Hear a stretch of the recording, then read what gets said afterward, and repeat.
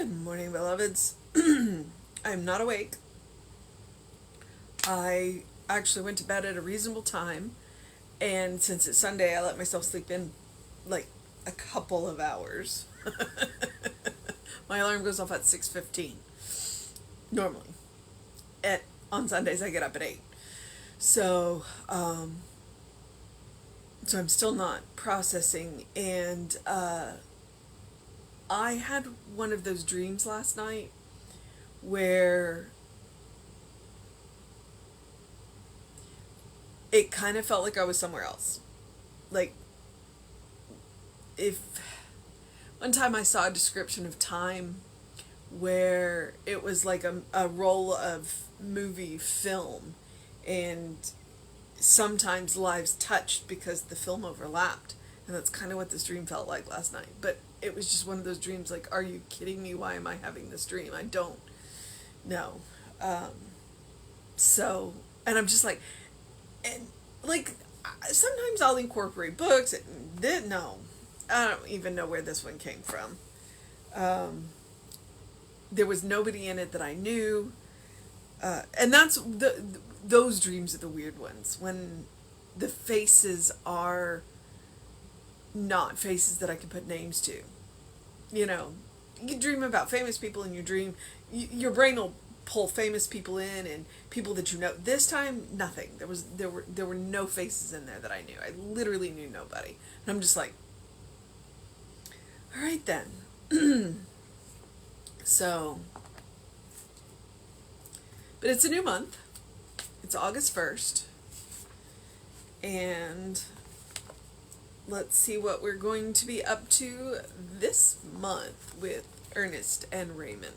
So it is August 1st. Our title is I Am Cause, Not Effect. The Bible quote is, "Behold, I have ordered my cause. I know that I shall be justified."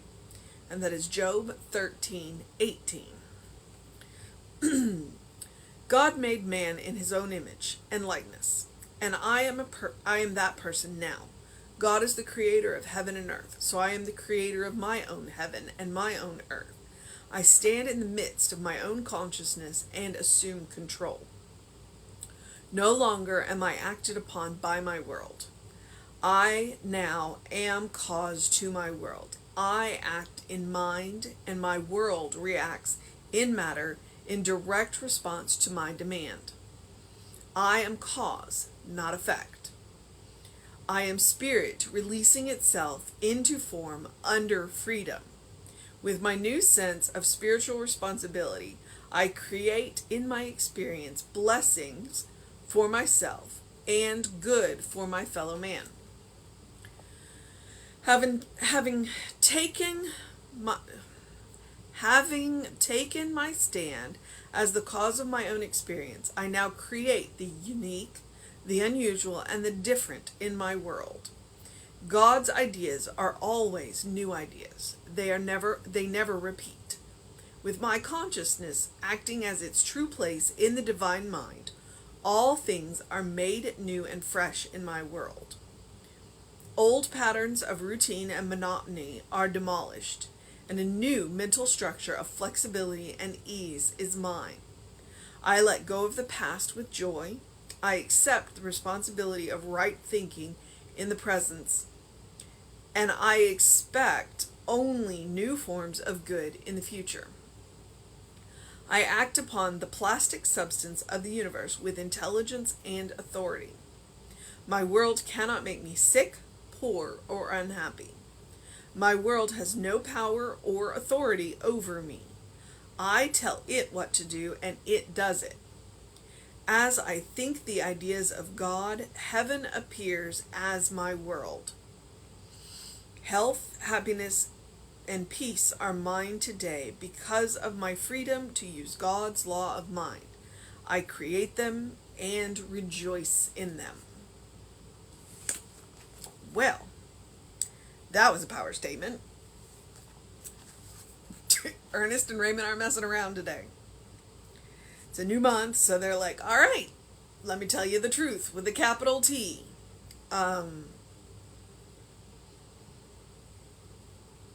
And How does it make you feel to call yourself a cause rather than an effect? And frankly, when I first read the title, I was like, that's a little intimidating. That's a little intimidating. But throughout the passage, he said several things. A couple of them, I've already kind of come to that conclusion. It's like, I create my world and I create my own heaven. I know that. And the world that I live in is slightly different from the world that everybody else lives in. My husband and I, we share a house, but we definitely live in slightly different worlds. My mother and I definitely live in very different worlds. And one time I even told her, I said, I refuse to live in that world, Mom. And so it's interesting. It's interesting. Even people that you're closest to, your worlds are not quite the same. You literally do create your own world. And it has to do with your attitude and your emotional intent, your emotional integrity.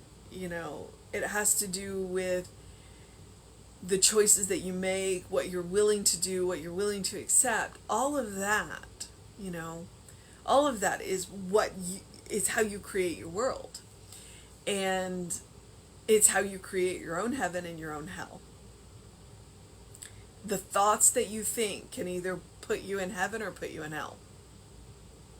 And then, the people that you associate with, the things that you go and do, all of that will create heaven and hell. And that you people your own world. To some degree, you definitely have some say in who's in your world and who's not. I admit to being picky about who I let in my house. For a variety of reasons. One, I'm an artist and incredibly messy, and so it embarrasses me to let people see how messy I am. And maybe someday I'll get over that. Maybe. And maybe I won't. But I also want to protect the energy of my house and my cats.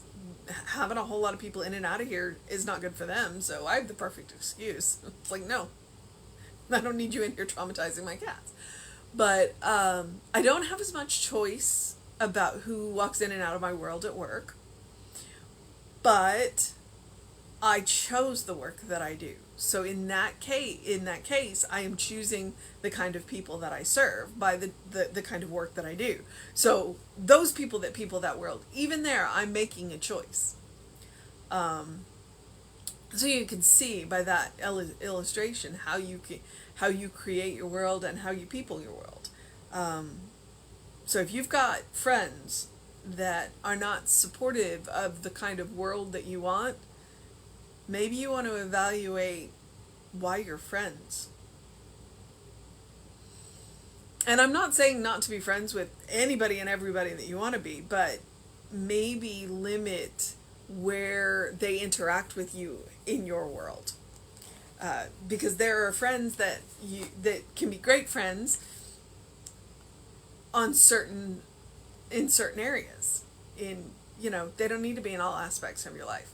So, all right. There are some really good lines in here. But that title, I am cause, not effect. Go look yourself in the mirror and say that to yourself. I am cause, not effect. Behold now, I have ordered my cause. I know that I shall be justified. And I admit I'm a little curious to know in what's going on in Job in that particular. Is that Job speaking? Was that God speaking? Was that I think this is where they actually call him Satan, and that's where you go, whoa, Satan's a lawyer. Satan's a prosecutor. And so that's Job 13:18. Okay, so watch me gender neutral the language.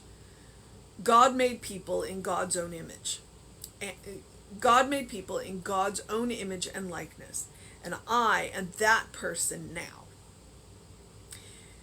It's one thing to say God made us in God's image, and it's another thing to claim it. You know, it's like we hear it all the time. Oh, God made. Well, claim it. God made you. God made you and made you from God's own essence, and put both the Christ consciousness and the divine mind within you. You have access to both. You can use both. Claim it. I am that person now, made in God's image. You are that person now, made in God's image. God is the creator of heaven and earth. If you are created in God's image, so I am the creator of my own heaven and my own earth. You're made in God's image. You create your own heaven and your own earth. I stand in the midst of my own consciousness and assume control. And that right there, I stand in the midst of my own consciousness and I assume control. You have to be conscious. You cannot trip through this world unconsciously and expect to create heaven and earth around you. You have to be conscious. You have to be aware. You have to make choices. You have to think about what it is that you are thinking. And you have to ride those emotions. You have to be aware of those emotions. You have to be aware of the choices that you're making and the emotions that you're wrapping around those choices. So I stand in the midst of my own consciousness and assume control. No longer am I acted upon by my world. Now that does not mean that you are white knuckling it. It doesn't mean that you are using your own willpower, okay? You are using the will of God. You are not using your own willpower, but you are conscious and aware and you are making choices. Things are going to come at you that are unexpected and you may not know what to do with them. And when that happens, you go to what does. That's where you do your prayer work. So, I am no longer acted upon by my world. I now am cause to my world. I act in mind and my world reacts in matter in direct response to my demand. So when you see things you don't approve of happening in your world, what do? Well, you treat and then you move your feet. It's all fine and good to do all the treating you want, but you have to take action on those treatments because God can only do through you God can only do for you what you can do through you. So you go and you say, this is not what I want. This is not acceptable. This is what I want. And then you go out and you make it happen. But again, you're not white knuckling it. It is not your power. You are putting into law and then you are taking the guidance and the direction from the source. I am spirit releasing itself into form under freedom. I am spirit, capital S, spirit releasing itself, that's capital I, into form under freedom. So you are spirit in material form, but you retain freedom. You are not bound by this material form. With my new sense of spiritual responsibility, I create in my experience blessings for myself and the good of my fellow people. Okay? So he says you are spirit under freedom, but you have spiritual responsibility to create blessings for you and your fellow people. Basically, that's what we're here to do, to create blessings for ourselves and each other. And that's how we create heaven on earth. Create a blessing. Having taken my stand as the cause of my own experience, which is assuming my personal responsibility, I now create the unique, the unusual, and the different in my world. God's ideas are always new ideas. They never repeat. And maybe that's why there are never two snowflakes that are exactly alike. God's ideas never repeat. Never get two snowflakes that are exactly alike. Similar, but not. They never repeat. With my consciousness acting in its true place in the divine mind. With my consciousness acting in its true place in the divine mind. All things are made new and fresh in my world. Because the scales fall from my eyes and I see anew. Because I am seeing with the divine mind. And I am seeing with the divine heart. I am seeing through the appearance into the reality. Old patterns of routine and monotony are demolished and a new mental structure of flexibility and ease are mine. And really, honestly, that's a fantastic thing to look at. It's like, okay, I've had this routine and it's not working for me. So I am going to let this routine go. And what I am going to accept from now on is flexibility and ease. Flexibility and ease. That is what is going to be in my consciousness. Flexibility and ease. Okay. Where did I? Demolished and a new mental structure of flexibility and ease are mine. I let go of the past with joy. I accept responsibility of right thinking in the present. Right thinking in the present. So there is a responsibility for us to think, to right think, to use the divine mind, to use that consciousness to think in the present. And I expect only new forms of good in the future. Because if I'm using the divine mind, I'm gonna make good choices. I act upon the plastic substance of the universe with intelligence and authority. And you want to create heaven and earth, you need both intelligence and authority. And you need all the kinds of intelligence. So you need the emotional intelligence and the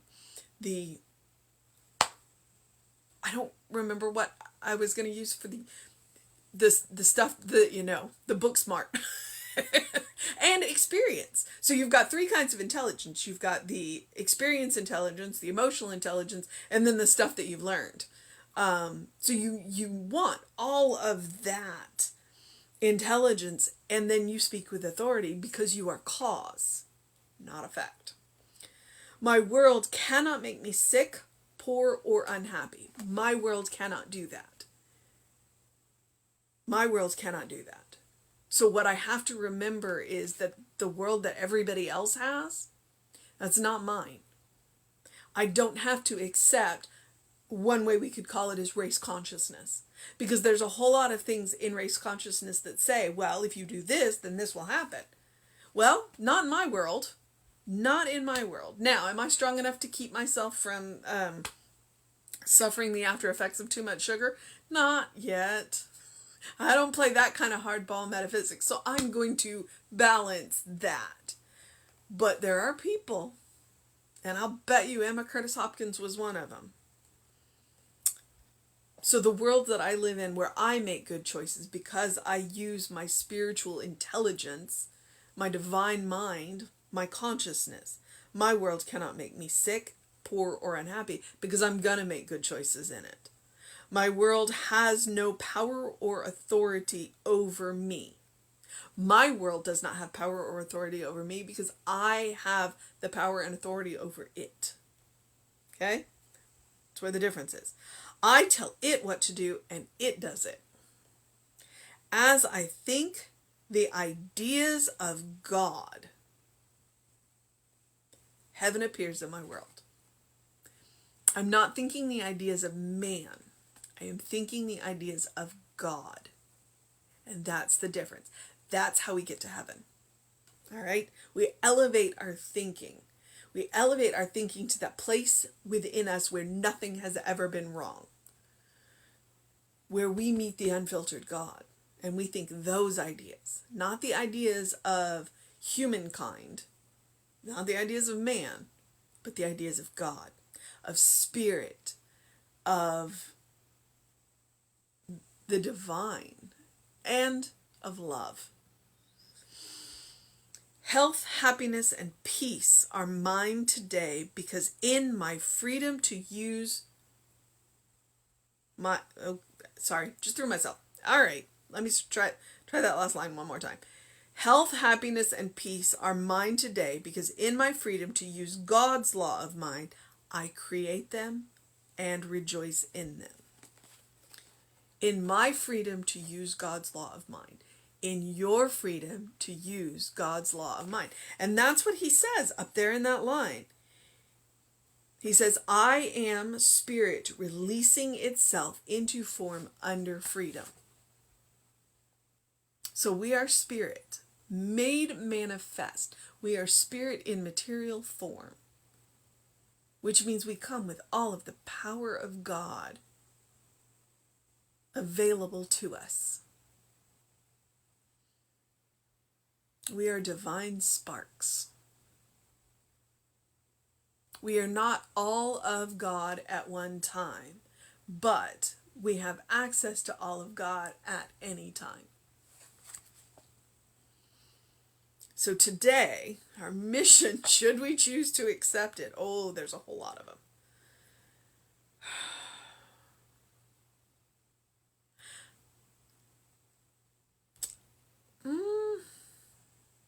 I don't know, there's so many. I think our mission, should we choose to accept it, and I could say that, I'm going to say it this way. Our mission, should we choose to accept it, is to recognize, to realize, to accept that we are creators of our own heaven and our own earth. How do we do that? By recognizing who we are. By recognizing that we are beloved children of God in whom God is well pleased. That we are spirit made manifest. That we are spirit in form, released into form, under freedom. That we have this power to create our own world when we are conscious of it, when we are willing to step up and take our spiritual responsibility and our spiritual authority and speak those words and say, this is the world I live in. And wrap ourselves in the ideas of God and see the heaven around us.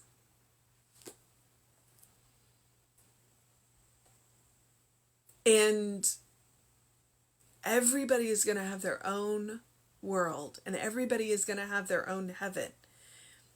And we get to accept that, because if we go out and tell people, this is your world, we're wrong. When we go out and tell people, this is my world, that's where we're right. We don't create their world for them, just like they don't create our world for us. Each and every one of us have that authority on ourselves, within ourselves. And so we go and we say, this is how I create my world. This is how you can create your world. I cannot and will not create your world for you. But I'm going to enjoy where our worlds intersect. And that right there may be one of the reasons why Science of Mind is not evangelical, why we don't go out and proselytize, why we don't knock on people's door and say, let me tell you this. Because we recognize that each and every one of us have our own responsibility in creating our world. We come together and we study so that we each know how to do it, but we don't do it for each other. Interesting. Interesting, interesting, interesting. All right then. Now that we've got the mission, the other part of that mission is the same mission I give you every day. Please do something loving for yourself. Please do something kind for yourself. Please do something compassionate for yourself. Whatever that looks like today, hold yourself. Hold yourself, especially in those moments that you need it. And then we can hold each other. The more we practice that kindness, that love, that compassion on ourselves, the more we will have to share. Because practice makes permanent. And I think today we're going to need it. All right. And since it is going to be one of those days, I am going to move into the process of my day because I have stuff to do today. It is Sunday. I work on Sundays. Hazards of being a minister, right? We have an 11 a.m. service for you, so please join us either in person or on Facebook Live for that. And then we will have a memorial service at 1:30 that will not be on Facebook Live. You still have a little bit of time. If you knew Dick Schmeltzkopf, you can email. There will be a Zoom link if you cannot attend for that. So please, if you want to do that, email info@creativelife.org and get that link. He was our resident poet laureate. So please drink plenty of water, do what you need to do. I almost always say engage your mind and your body, but Sunday is the day of physical rest because it is my day of spiritual work. So, but do what you need to do to take care of yourself, please. And plenty of water is super important. And while whatever else is going on, please open the windows of your soul. Allow the breath of heaven to remind you do live in heaven now. And more importantly, today, Ernest reminded us we create our own heaven. All right, beloveds. Take care of yourself. And we'll see you and all of that. Reverend David will still be on around 5 p.m., I'm sure. I'll be back at 9 a.m. Take care of yourselves and know that you're loved. All right, beloveds. Until next time.